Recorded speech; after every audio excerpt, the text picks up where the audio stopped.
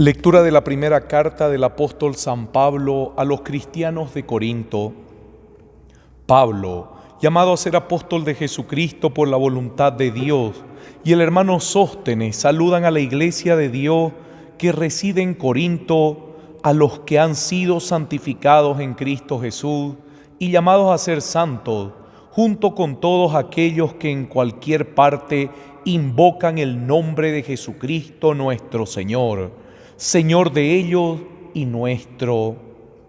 Llegue a ustedes la gracia y la paz que proceden de Dios nuestro Padre y del Señor Jesucristo.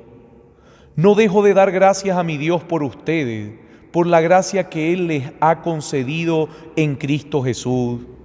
En efecto, ustedes han sido colmados en Él con toda clase de riqueza, las de la palabra y las del conocimiento, en la medida que el testimonio de Cristo se arraigó en ustedes.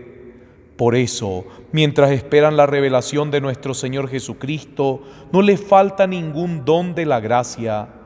Él los mantendrá firmes hasta el fin, para que sean irreprochables en el día de la venida de nuestro Señor Jesucristo, porque Dios es fiel, y Él los llamó a vivir en comunión con su Hijo Jesucristo, nuestro Señor.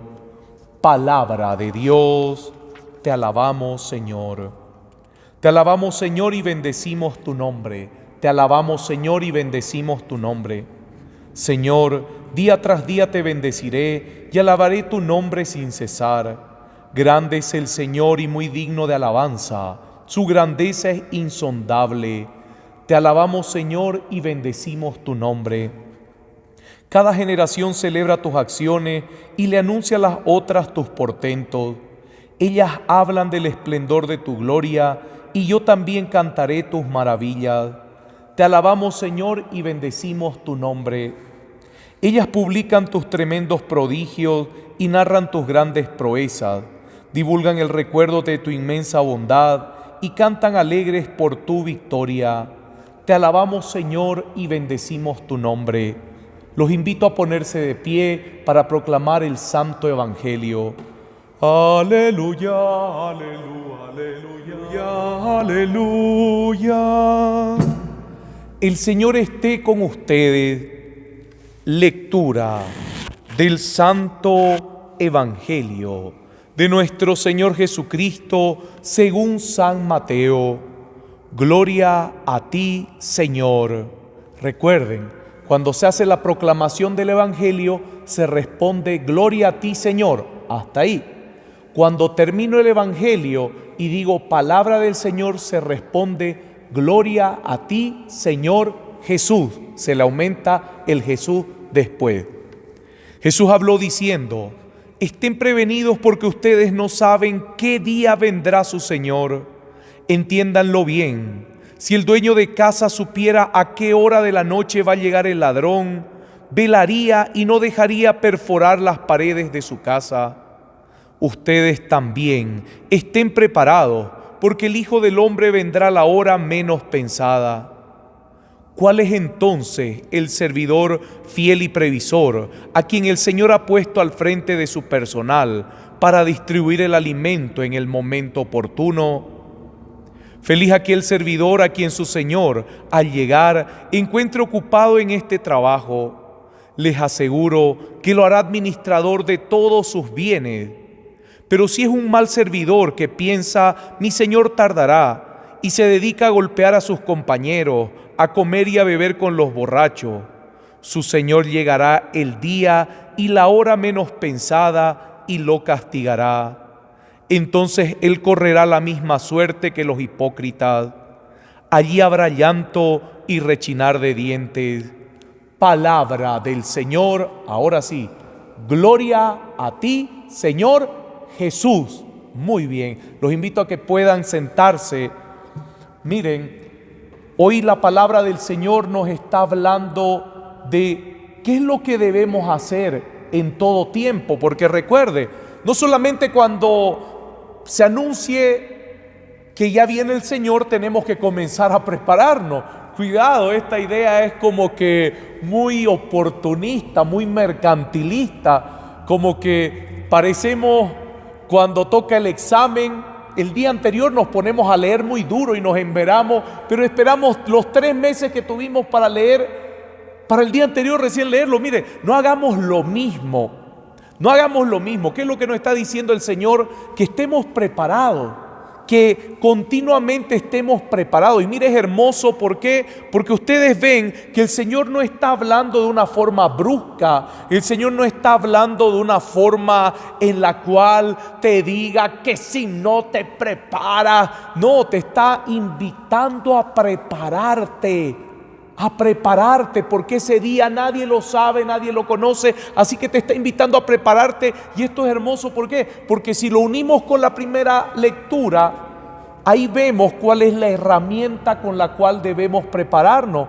y eso ya les hablé ayer. Hoy lo vuelve a confirmar el Señor, porque la herramienta que nos ha dado para prepararnos es la obra del Espíritu Santo, la gracia por la cual manifiesta el Señor su poder. Y Él ha enviado el Espíritu Santo, querido hermano, para educar al mundo, para ser maestro de todos los cristianos católicos. Él ha enviado el Espíritu Santo para que nos enseñe, para que nos forme. Y así como San Pablo le dice a los de Corinto, les está diciendo: ustedes han recibido todas las gracias del Espíritu. Eso los prepara, porque no le falta ningún don. Y mire de hermoso, todos los dones. ¿Qué significa? Que el Espíritu Santo es capaz, el único, de santificarnos.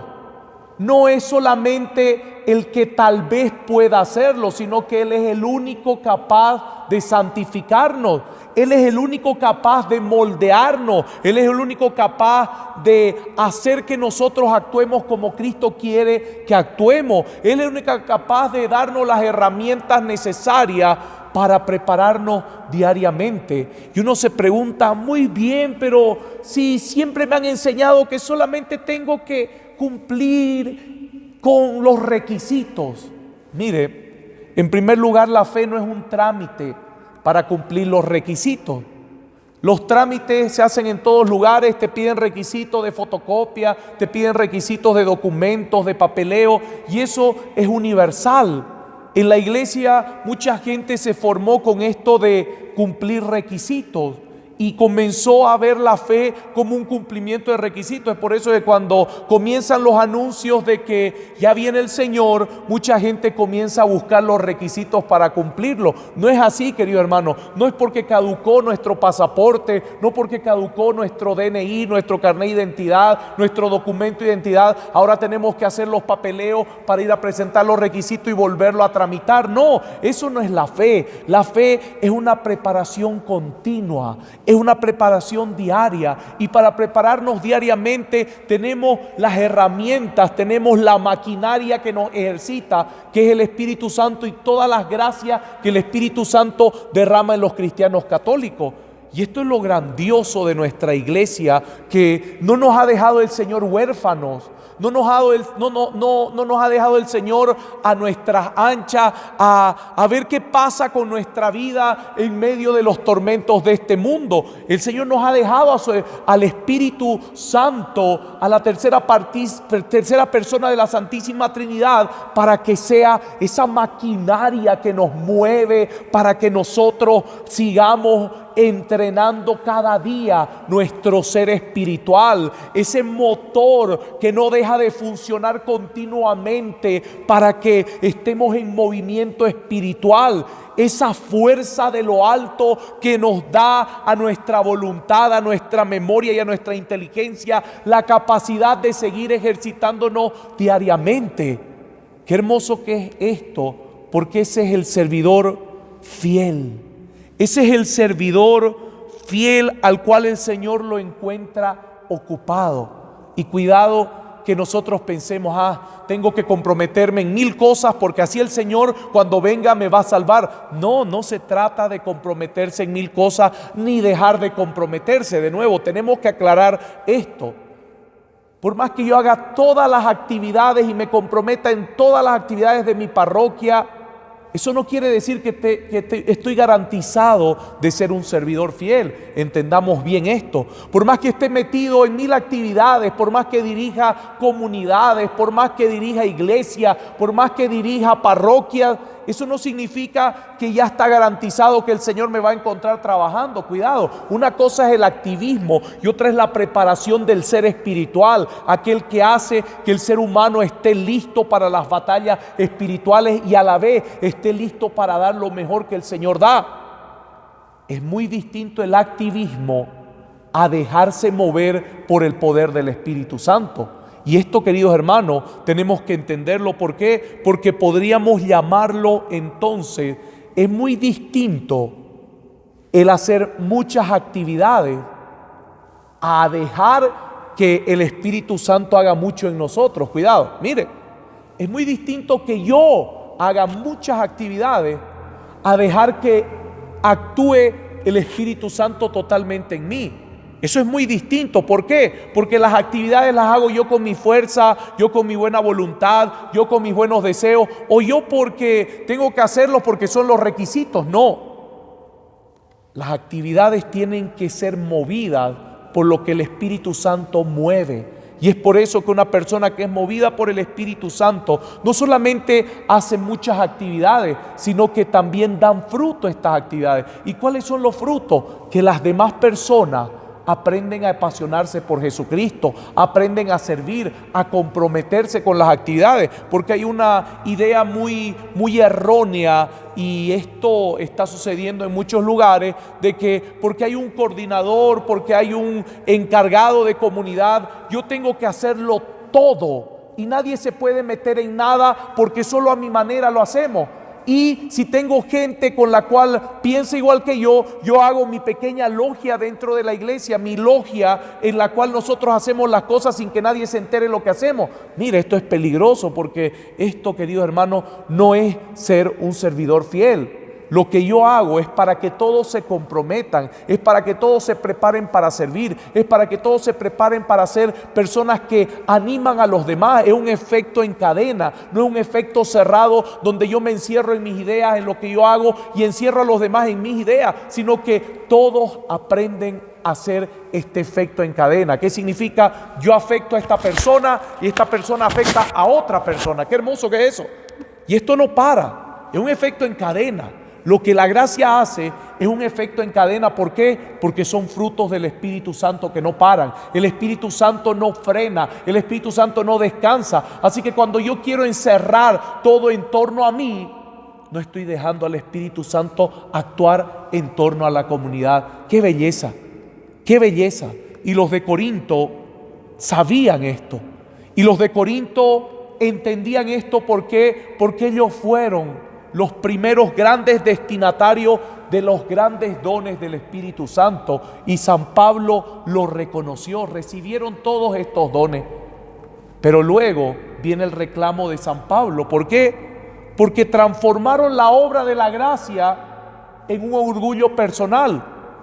Mire, transformaron la obra de la gracia, todas las gracias que el Espíritu Santo había derramado en ellos, que eran en abundancia, ellos la frenaron porque pusieron el orgullo primero y comenzaron a afectar a la comunidad de forma negativa, ya no de una forma en la cual el efecto en cadena seguía, sino de una forma negativa, porque comenzaron a maltratar a los demás, porque comenzaron a rechazar a los demás, comenzaron a separar a los demás, cosa que ya no es obra del Espíritu Santo. Mire, uno de los grandes ejemplos del poder del Espíritu Santo lo tenemos ahora, porque hoy celebramos a Santa Mónica, la madre de San Agustín.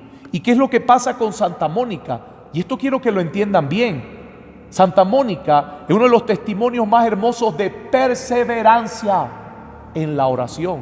Es uno de los testimonios más poderosos de una mujer, de una persona que ora sin parar y sabe que lo que está pidiendo lo va a recibir. Por eso ella no se rindió nunca, orando por la conversión de su hijo. 30 años. Y recibió esta gracia que le hizo perseverar día a día y que le daba esa seguridad de que su hijo se iba a transformar. Y no solamente transformar, sino que su conversión iba a ser tan poderosa que ella ni siquiera sabía lo que iba a pasar a través de su hijo. Ella solamente perseveró. Ella recibió su tesoro, recibió los frutos de su perseverancia como madre, porque su hijo se convirtió. Pero recibió en abundancia porque su hijo es un santo de la iglesia, que a través de él muchos conocieron y hasta ahora siguen apasionándose por Cristo. Qué hermoso que es eso. Esos son los frutos de un efecto en cadena que solamente el Espíritu Santo puede provocar, queridos hermanos. Esos son los frutos de un efecto en cadena que solamente el Espíritu de Dios y su gracia puede provocar en aquel que sabe que es un servidor fiel, porque deja que el Espíritu Santo actúe en abundancia en uno, y por eso esa abundancia sale y hace que muchos la disfruten, la vivan y la reciban. Así como Santa Mónica, dejemos que la gracia actúe en nosotros, dejemos que la gracia nos mueva a nosotros para que estos efectos en cadena comiencen a suceder. Tú eres, por la gracia, una bomba expansiva de bendiciones. Escucha bien, tú eres, por la gracia de Dios, una bomba expansiva de bendiciones. Así que deja trabajar la gracia en tu vida y esa bomba expansiva va a comenzar a tocar a muchas personas. Amén.